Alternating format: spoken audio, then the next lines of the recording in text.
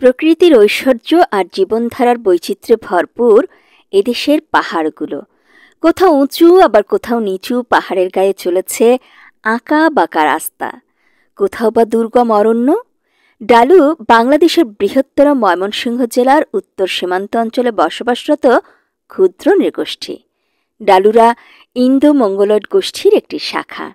এরা নিজেদেরকে মহাভারতের মহাবীর অর্জুনের পুত্র বভ্রুবাহনের বংশধর হিসেবে পরিচয় দিয়ে থাকে। সামাজিক, রাজনৈতিক এবং অর্থনৈতিক প্রতিকূলতা থাকা সত্ত্বেও তারা এখনও তাদের সংস্কৃতি, পরিচয় ও সামাজিক মূল্যবোধ স্বতন্ত্রতার সাথে টিকিয়ে রেখেছে। ময়মনসিংহ জেলার হালুয়াঘাট উপজেলার জয়রামকুড়া, সাংড়া, মণিকুড়া, শেরপুর জেলার নালিতাবাড়ী উপজেলার হাতিবান্ধা, পলাশিয়া, সোহাগপুর, সাওলাতলা, নাকুগাঁও, দেবীপুর, আন্ধারিপোপ, শালমারা, গোপালপুর প্রভৃতি গ্রামে এদের বসবাস। ২০০৬ সালে ডালু জনগোষ্ঠীর উন্নয়ন সংগঠন কর্তৃক পরিচালিত গবেষণায় দেখা যায় বাংলাদেশে ডালুদের জনসংখ্যা প্রায় ৯৬৫ জন। সরকারি জরিপে ডালুদের কোনো সুনির্দিষ্ট সংখ্যার উল্লেখ করা হয়নি। বেসরকারি সংস্থা কর্তৃক পরিচালিত জরিপে দেখা যায় বাংলাদেশে বর্তমানে ডালু জনসংখ্যা ১৫০০-এর মতো।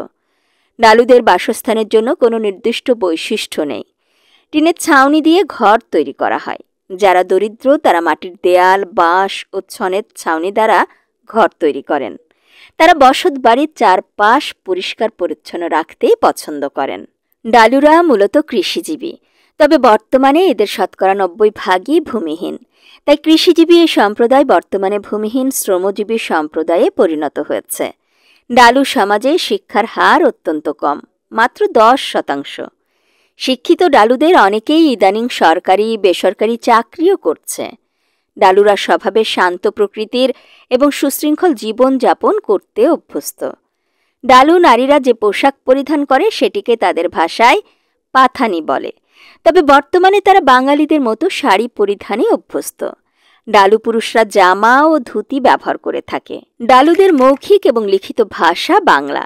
বিদ্যালয়ে পাঠ গ্রহণেও তারা বাংলা ভাষাকেই ব্যবহার করে, তবে উচ্চারণগত সামান্য পার্থক্য রয়েছে। একসময় মণিপুরি ভাষায় ডালুরা কথা বলতো, কিন্তু বর্তমানে বাংলাদেশি ডালুরা সেই ভাষা আর ব্যবহার করে না। ডালুদের প্রধান খাদ্য ভাত। হিদল শুটকি তাদের তরকারি রান্নার অন্যতম উপকরণ।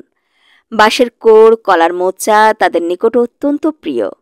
ডালুরা কয়েকটি গোত্র বা দলে বিভক্ত। চিকাং, পিড়া এবং মাসি এই তিনটি হচ্ছে ডালুদের প্রধান গোত্র এবং তারা এগুলোকে দপ্ফা বলে। এই তিনটি প্রধান দপ্ফা ছাড়াও ডালুদের আরও ৭টি অপ্রধান গোত্র বা দপ্ফা রয়েছে।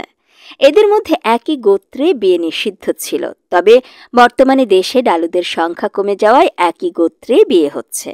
ডালুরা হিন্দু সনাতন ধর্মের অনুসারী। তাদের উপাস্য দেবদেবীর মধ্যে গৌর, নিতাই, মনসা প্রভৃতি প্রধান।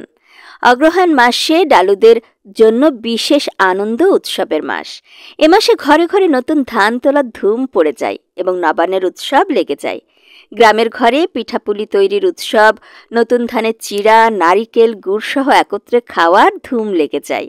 তেলে ভাজা ও দশি পিঠা খুব চমৎকার আয়োজন নবান্ন উৎসবের। গুড়ের পায়েসও রান্না হয়ে থাকে এ উৎসবে।